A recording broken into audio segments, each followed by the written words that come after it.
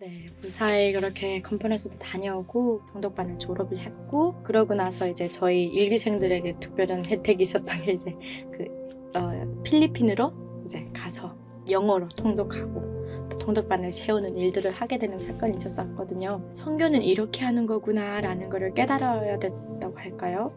선교사님의 삶에 대해서 두 분이, 김혜석 선교사님과 그 사모님이 저희를 섬기시는 삶에 대해서 이렇게까지 해야 되는구나라는 걸 느꼈다고 해야 될까요? 선교가 정말 쉽지 않구나라는 것을 많이 느꼈죠. 아무리 열심히 퍼다주고 아무리 열심히 공부시키고 해도 다들 먹기 살기 바쁘니까 교회 와도 뭐 먹으려고 오시는 분들이 더 대부분이라 그러시더라고요. 얘기하시는 게. 그러다 보니까 아무리 전도하고 아무리 설교해도 이제 그때뿐이라고 그러시더라고요. 그런 모습을 보면서 또 자녀들은 다 한국에 있고 선교사 두 분만 나가 사시는데 아프시는데도 병원도 마음대로 못 가시고 먹고 싶은 것도 마음대로 못 드시고 이런 사람 보면서 뭐 굳이 이렇게까지 선교하시나 이랬는데 그분들은 하나님의 은혜를 생각하면 이건 아무것도 아니라 그러시더라고요. 오히려 기쁘시다 그러더라고요. 그리고 삶을 자기는 여기 선교지에서 마감하고 싶으시대요. 그러면서 보면 되게 존경심이 들었던 그 마음이 저는 필리핀에서 느꼈던 마음이고, 저희가 너무 힘들어해서 중간에 목사님께 그만하고 싶다, 들어가고 싶다 그랬었어요. 그리고 저뿐만 아니라 다른 친구도 그랬고, 그래서 목사님이, 사모님이 갑자기 비행기를 타고 날아오셨어요. 그때 이제 상담을 해주시더라고요. 저희 한 명 불러놓고. 그리고 나서 이제 나중에 목사님이 오시더니 결혼을 하라 그러더라고요. 세상에. 이기생으로 들어왔는데요. 아무리 봐도 돈 벌어다 줄 팔자가 아니에요. 얘는 딱 봐도 그냥 딱 학자 스타일이고 딱 봐도 신학 공부하게 생기네요. 얘는.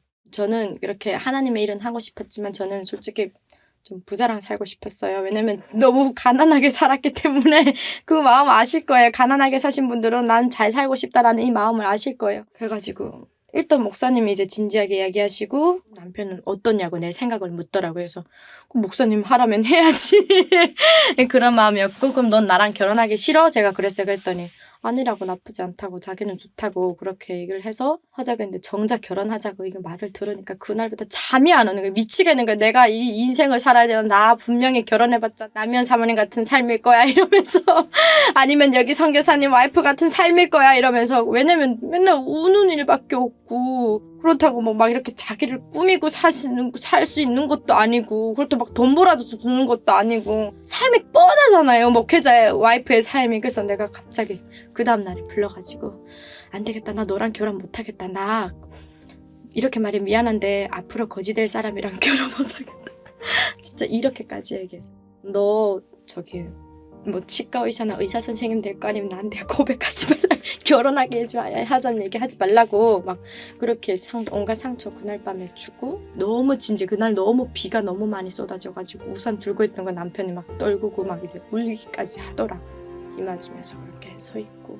그러니까 지금도 그건 너무 미안하고 너무 큰 상처를 줘가지고 잠이 오겠어요. 사랑하는 사람 밖에다 세워두고 비도 다 우산도 다 땅바닥에 팽개치고 오고 이랬는데.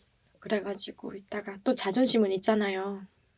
내가 나가면 또 당장 결혼해야 될 것 같고.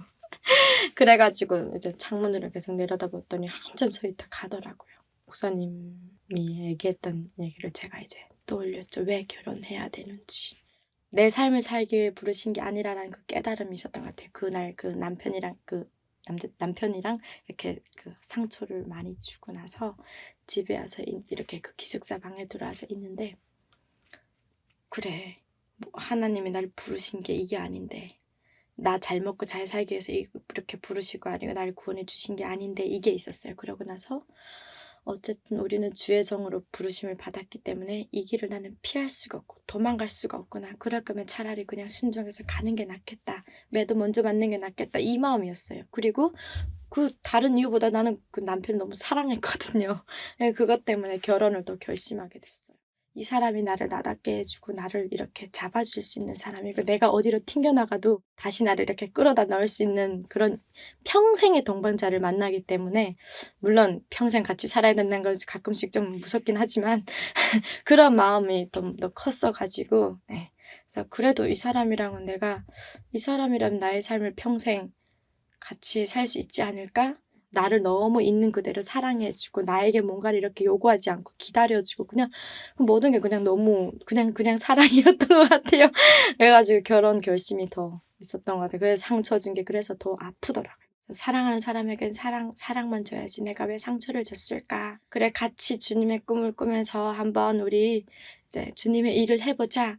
미안했다 이렇게 사과하면서 결혼 나 기꺼이 하겠다고 그렇게 했고 그 이후로는 한 번도 뭐 결혼에 대해서 남편을 아프게 하거나 그런 없고 기쁘게 같이 결혼 준비했어요. 근데 제가 평생 항상 소원이 결혼을 일찍 하고 싶었어요. 왜냐면 내 가족이 거기 있기 때문에 여기에서의 삶 가족을 빨리 그래서 24살에 결혼하고 싶었었거든요. 결혼 준비하는 과정에 있어서 저희 둘 다 아무것도 없었어요. 저는 그때 집도 있었어가지고 그 나라에서 주는 집이 있었어가지고 그 월세 내기도 바빴어요. 왜냐면 북한에도 계속 돈도 보내주고 저도 쓰고 이러다 보니까 둘 다 남편도 그때 돈이 없었고 남편은 외국 생활하다 들어온 지 얼마 안 됐었고 어쨌든 그래서 돈이 없었는데 하나님이 그 모든 걸 다 채워주셨어요. 결혼식 저희 신경 쓸 거 하나도 없이 다 해주셨어요. 뭐 드레스면 드레스 뭐 음식이면 음식 모든 걸 다 해주셨어요. 전부 남편 정장부터 시작해서 다 해줬거든요.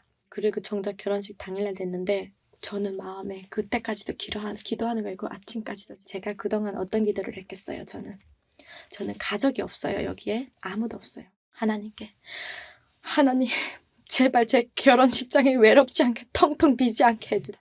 왜냐면 아무도 없고 근데 남편 가족도 몇 명 안 되고 지인이 있다 해봤자 교회분이 그 몇 명이 다는데 하나님 제발 제 평생 한 번밖에 없는 결혼식인데 부모님이 못 오는 대신 정말 결혼식장이 텅텅 비지 않게 그냥 꽉 채워달라고 그렇게 기도를 했죠.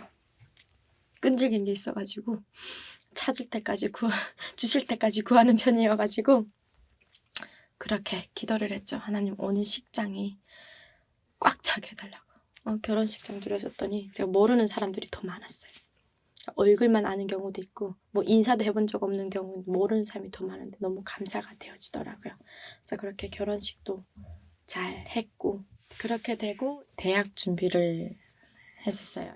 어린이들에게 좀 관심이 있었어요. 어릴 때부터. 그리고 이제 그 저희 동네에 학원이 있었는데 거기 고아원이에요. 우리 여기 한국으로 말하면 학원은 뭔가를 배우는 곳인데 거기는 고아원이었거든요. 그래서 뭐 심지어는 부모가 있음에도 불구하고 식구 입 돌려고 이제 보낸 케이스도 있었고 그거보다 더한 케이스도 있고 막 근데 그걸 보면서 항상 그 불쌍하다라는 그 마음이 있었어요. 저 친구들 불쌍하다. 나보다 더 불쌍하다. 나는 집도 있고 엄마 아빠도 있고 뭐 못 먹는다 쳐도 쟤들은 집도 없고 이게 너무 항상 그 애들이 불쌍해 보였어요. 처음에 한국에 딱 왔을 때는 그 작은 오빠 때문에 그 지체이게 장애가 있다 제가 아까 얘기했는데 그 오빠 때문에 처음에 한국에 왔을 때는 제가 사회복지사가 되고 싶었어요. 근데 정작 대학 가야 될 그 상황이 나오니까 못 가겠더라고요. 그 확신이 없는 거예요. 내가 사회복지사 이런 거에 대해서. 그랬는데 이제 나중에 하나님을 만나고 나서 통독하면서 더 이제 소망, 꿈 이런 걸 이제 목사님이 얘기하시고 비전 얘기하실 때 저는 늘 고아원에 대해서 생각이 나더라고요. 학원에 대해서 생각이 나더라고요. 그래서 하나님께 하나님 내가 붙잡아야 될 게 이겁니까? 하고 했을 때 특별한 사인은 없었어요. 응답은 없었어요. 그럼에도 불구하고 내 가운데는 항상 이 내가 만난 예수 그냥 죽으려고 목숨을 내놨지만 죽음까지 갔지만 정말 가장 밑바닥까지 갔지만 거기서 나를 살려주신 분 그분을 이 아이들에게도 전하고 싶다. 그 마음이 항상 있었던 것 같아요. 마음속 깊이. 그러면 내가 뭔가를 가르쳐 주려면 물론 신학도 할 수 있겠지만 신학 그 신대원은 이제 좀 더 공부하고 싶으면 가고 왜냐면 남편이 이미 그 신학자의 길을 가려고 이미 하고 있기 때문에 제까지 신학을 할 필요는 없다고 제가 느껴졌기 때문에 그리고 제가 그 부모가 없잖아요. 그리고 누구 배워줄 사람이 없잖아요. 저에게 그 육아에 관해서도 아이들을 어떻게 다루는지도 뭐 언제 밥을 먹여야 되는지도 모르고 그런 것도 알고 싶고 또 자녀에게 뭘 가르쳐야 되는지 성장 발달 어떻게 되는지 이런 것도 모르기 때문에 그래가지고 이제 그 유아교육을 가서 배워서 내가 알아야지 가르쳐주고 그리고 또 나도 자녀가 이제 또 태어날 테고 두 가지였어요. 내 자녀에게도 알려줘야 되고 배워줘야 때문에 내가 모르기 때문에 그건 뭐 인터넷으로만 공부한다고 뭐 되기도 하겠지만 좀 더 구체적으로 하고 싶었고 이게 한 번에 세 가지를 다 할 수 있는 거예요. 자녀도 나중에 뭐 할 수 있고 또 교회에서 애들을 돌볼 수도 있고 나중에 이제 통일됐을 때는 그 고아원을 채울 때 도움이 될 만한 실제로 그 어린이집에 가가지고 체험 선생님도 해보고 막 이러면서까지 준비를 구체적으로 했었다가 자녀를 양육하면서 이제 그 한금정교회에 저랑 첫째 아이만 이제 다녔어요. 그땐 둘째 없을 때였는데 그때 이제 그 목사님의 첫째 딸이랑 우리 통독반 이제 그 일기생 애엄마들 그 엄마들을 데리고 요괴뱀 모임이란 모임을 만들어가지고 같이 모임을 했었어요. 너무 감사한 게 제가 누구에게서 그걸 배울 수 있는 게 없어요. 뭐 저나 그 친구들은 모르겠지만 저는 없었어요. 주변에 어른도 없고 가족이 없기 때문에. 근데 그걸 통해서 그냥 말씀으로만 알겠는 게 아니라 자녀를 어떻게 이제 양육해야 되는지 이제 성경 말씀과 신앙 이런 걸 통해서 자녀들에게 직접 또 설교도 하고 찬양도 하면서 이렇게 같이 가리키는 사건이 있었어요. 그런 일을 한 4년 정도 했어요. 네, 지금은 잠시 이렇게 각자 일 너무 바빠가지고 자녀들이 많아서 다 못하고 있는데 그런 일을 통해서 또 이제 자녀를 우리가 하나님의 자녀를 어떻게 키워야 되는가라는 거를 배우는 사건이 있었죠. 그렇지만 그건 분명한 거는 말씀으로 키우는 것밖에 없어가지고 지금 제가 자녀가 남자애만 2명이 6살, 4살 2명인데 말씀으로 키우려고 노력을 하고 있는 것 같아요. 그 무엇보다 이제 우리가 거울이다 보니까 부모가 본보기의 삶을 살려고 말 하나 해도 예전에 나처럼 말하는 것이 아니라 행동 하나하나 해도 내 감정과 내 기분대로 안 하려고 이제 그렇게 하고 스스로 성경을 지금 읽거든요. 첫째가. 그래서 성경을 읽히고 그러니까 읽으란 말 안 해도 제가 옆에서 이렇게 성경을 이렇게 펴면 이 거울이다 보니까 옆에 와서 같이 이렇게 해요.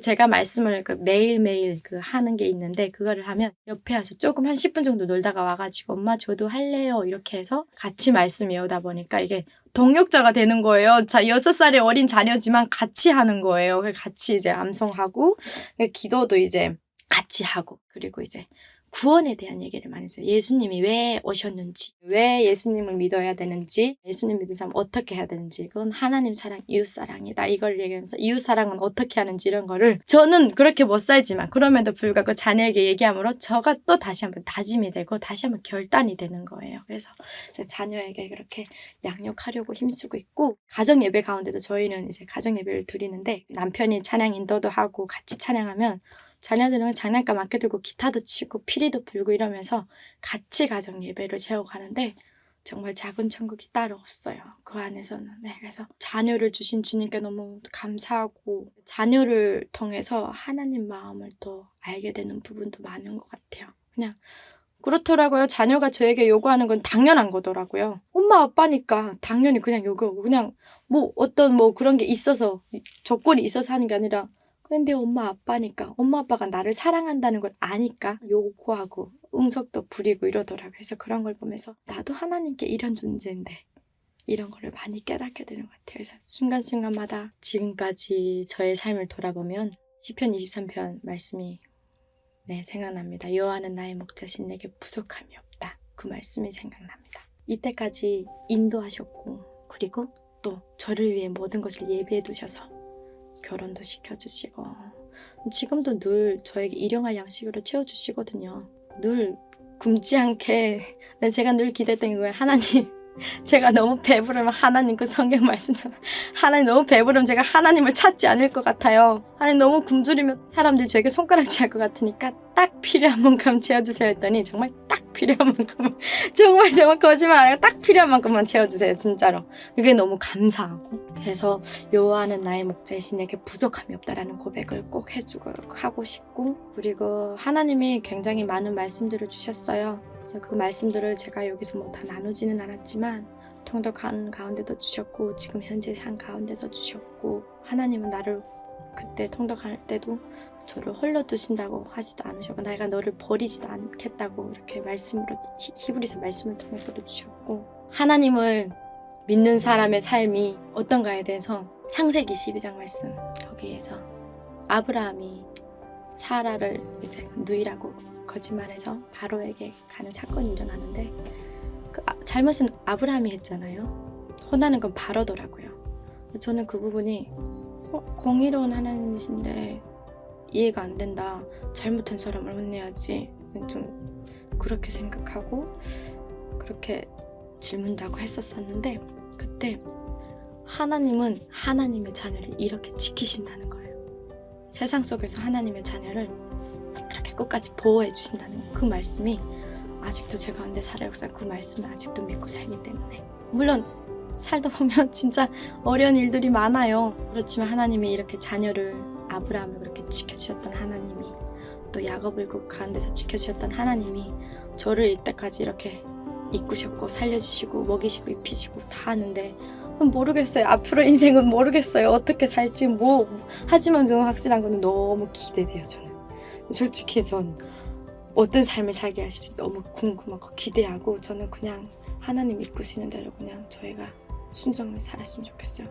저도 남편도 뭐 이렇게 막 큰 비전이 있는 것도 없고 그냥 이끄시는 대로, 여기서 멈춰라 그러면 멈추고 인도하시면 대로 그렇게 살고 싶어요.